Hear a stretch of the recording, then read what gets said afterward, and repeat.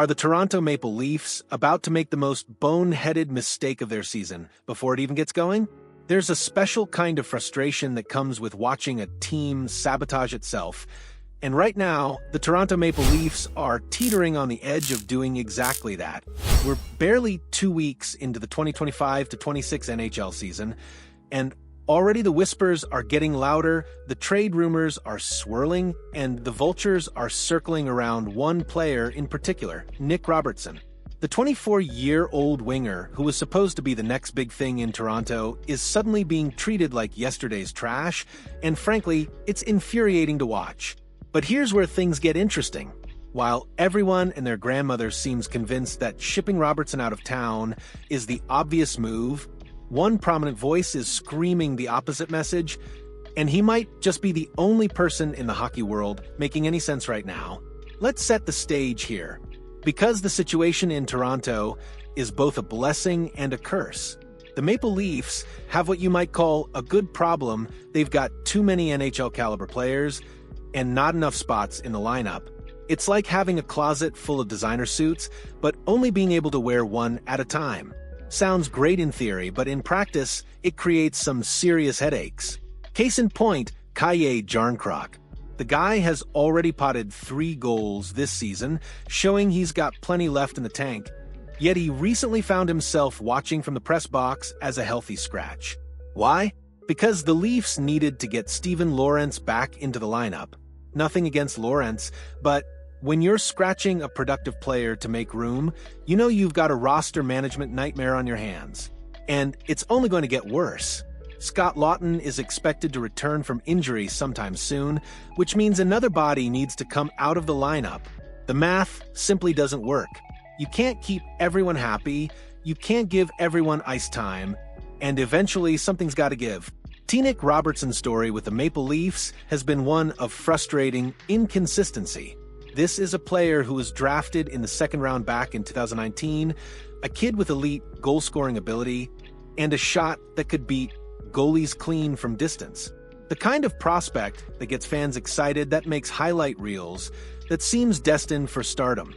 But 6 years later, we're still waiting for that stardom to materialize. Robertson has shown flashes, brilliant, tantalizing flashes of what he could become. He's posted 14 and 15 goals in the past 2 seasons respectively, which isn't nothing.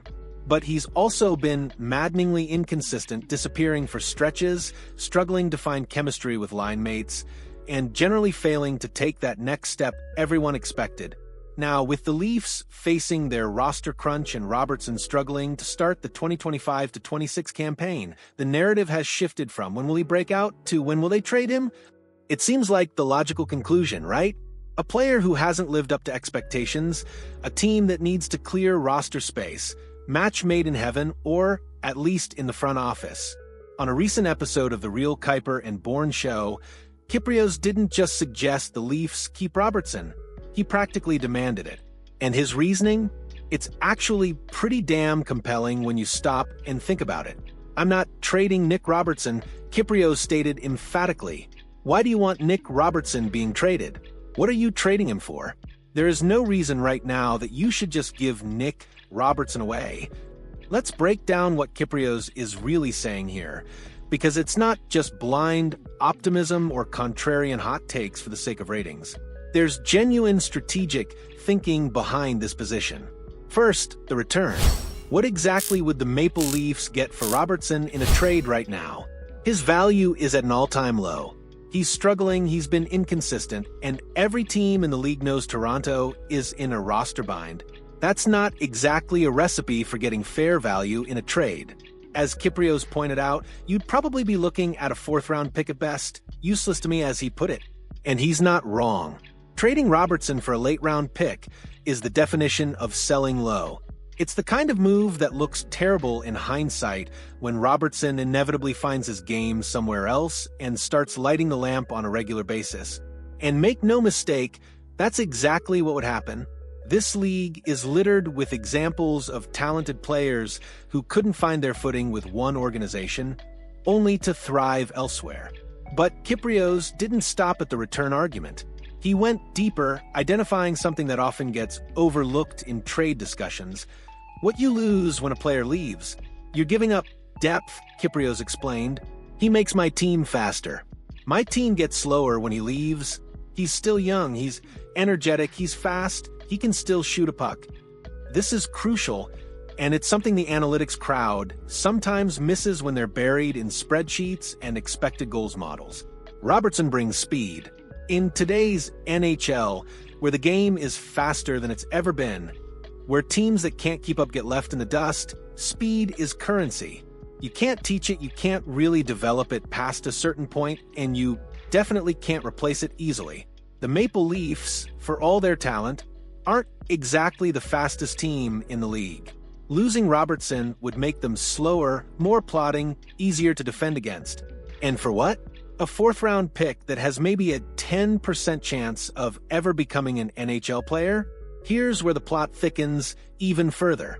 The elephant in the room, or rather, the elephant that's no longer in the room, is Mitch Marner. The star winger departed during the offseason, taking with him a significant chunk of Toronto's offensive firepower. Everyone knows the Leafs' offense is going to take a hit this year. It's inevitable. You don't lose a player of Marner's caliber and just seamlessly replace that production. So, what's the solution? You need goals from everywhere. You need secondary scoring. You need depth players to step up and fill the void. And you know who has an elite goal-scoring shot and the ability to put pucks in the net? Nick Robertson. Sure, Toronto made some additions over the summer. Dakota Joshua, Nicholas Roy, and Matthias Maxelli are all solid players who will contribute. But none of them are natural goal scorers in the way Robertson is. None of them have that quick release, that ability to beat goalies clean from distance, that pure finishing ability that Robertson possesses. In a season where the Leafs are going to be scrambling for goals, trading away a 24-year-old with legitimate scoring ability seems not just short-sighted, but actively counterproductive. It's like being hungry and throwing away food because you don't like the way it's packaged. Here's a thought that should keep Maple Leafs management up at night. What if Robertson's struggles aren't about ability but about opportunity? What if he just hasn't found the right line mates, the right situation, the right chemistry to unlock his full potential? Toronto is still trying to find the ideal winger combinations for both their top lines. Austin Matthews and Matthew Knies need a right-side complement. John Tavares and William Nylander could use some additional firepower. Why not give Robertson a legitimate run with one of these duos and see what happens? Think about it. Robertson has never really been given a sustained opportunity to play with elite centers in favorable situations. He's been shuffled around, moved up and down the lineup, scratched or called, and generally treated like a spare part rather than a potential solution. But what if you put him on Matthews' wing for 10 to 15 games and let him build some chemistry? What if you give him consistent power play time and let him use that shot? The upside is enormous. If it works, if Robertson finally clicks and starts producing at the level his talent suggests he should, then suddenly Toronto has solved a major problem without giving up any assets. They've got a cost-controlled, young goal scorer who can help offset the Marner departure. That's a massive win. And if it doesn't work, if Robertson still struggles, even with better line mates and more opportunity, then you can revisit the trade conversation. But at least you'll know you gave him every chance to succeed, and you won't be left wondering, what if, when he's scoring 30 goals for another team 2 years from now? Let's talk cold, hard business for a moment. Nick Robertson is 24 years old and under team control. He's not expensive, he's not a cap problem, and he's not causing issues in the locker room. From a pure asset management perspective, there's no urgency to move him right now. Compare that to what you'd get in return. Again, probably a mid to late round pick, and the equation doesn't balance. You're trading a known commodity with upside for a lottery ticket that probably won't pay off. That's bad business, plain and simple. The smart play is to be patient.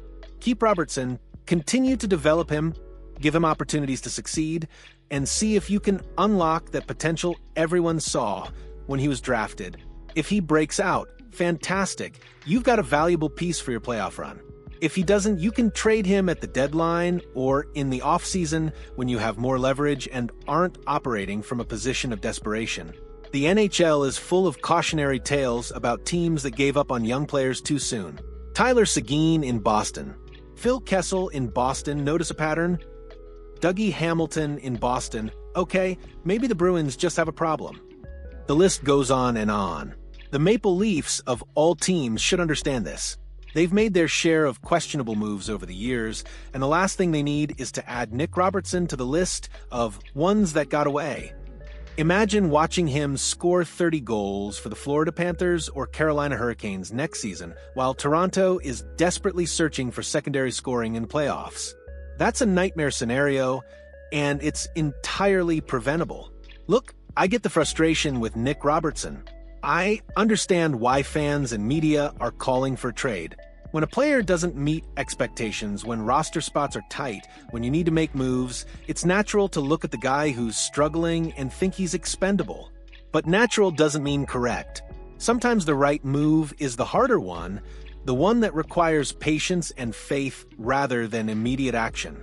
And in this case, the right move is keeping Nick Robertson, giving him a real opportunity to succeed, and seeing if he can finally become the player everyone thought he could be. Nick Kypreos is absolutely right. There's no reason to just give Robertson away. Not for a fourth-round pick, not to clear a roster spot, not because he's had a slow start to the season. The potential upside far outweighs the minimal return you'd get in a trade, and in a season where Toronto desperately needs goal scoring, trading away a young player with elite finishing ability would be borderline malpractice. So here's hoping the Maple Leafs front office is listening to Kiprios and ignoring the noise. Give Robertson a real shot. Put him in positions to succeed. Let him play with skilled line mates and see what happens. Because if they don't, and if he goes elsewhere and becomes a star, the regret will be unbearable. What's your take on the Nick Robertson situation?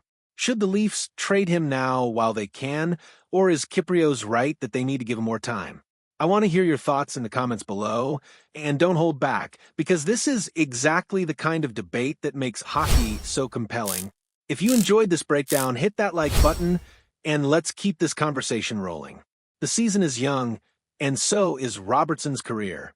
Let's see how this story unfolds.